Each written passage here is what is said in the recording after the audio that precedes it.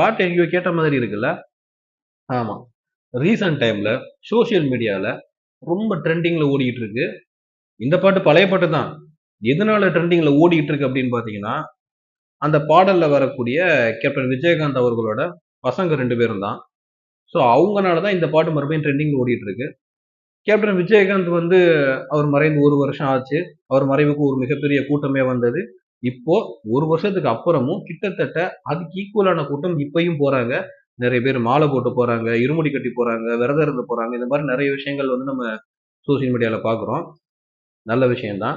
இப்ப எதுக்கு இத பத்தி பேசுனேன் அப்டின்னா, இந்த பாட்டு ஒரு சேனல், ஒரு தனியார் டிவி நிகழ்ச்சியில ஒரு ஃபங்ஷன் நடக்குது.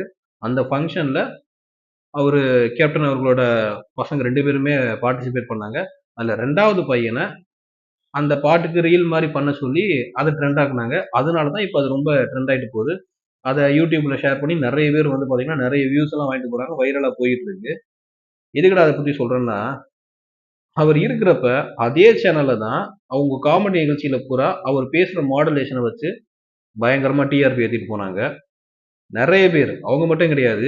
இன்னைக்கு கேப்டன் அவர்களோட மறைவுக்கு பிறகு இந்த 1 வருஷத்துலயும், இப்ப அவரோட நினைவு தினத்திலயும் வந்து நெறைய பேரு சினி ஃபீல்ட்ல இருக்கிறவங்க, வெளியில இருக்கிறவங்கலாம் வந்து அவ்ளோ ஹெல்ப் பண்ணியிருக்காரு. அவ்ளோ நல்ல மனசு, தங்க மனசுன்னு சொல்லி என்னென்னமோ பேசுறாங்க.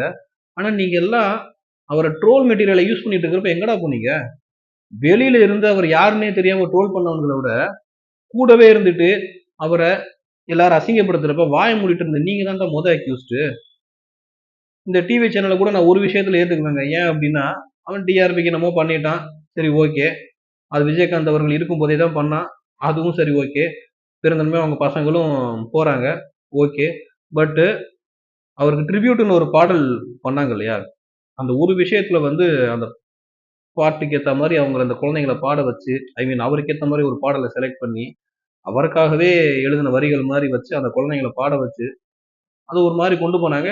அதெல்லாம் சரி ஓகே பரவால்ல. ஆனா, கூடவே இருந்துட்டு, அவர எல்லாரும் அசிங்கப்படுத்துறப்ப, வாய மூடிட்டு இருந்துட்டு, இப்ப போய் சேனல் சேனலா பேட்டி குடுக்குறீங்கல்ல, எனக்கு அவ்ளோ ஹெல்ப் பண்ணியிருக்கேன், இவ்ளோ ஹெல்ப் பண்ணியிருக்காருன்னு. எல்லாருமே பயங்கரமான கல்பிரிட்ஸ். ஸோ, மக்களே நீங்க தான் உஷாரா இருந்துக்கணும். அவர மாரி இன்னும் நெறைய பேர் இருக்காங்க.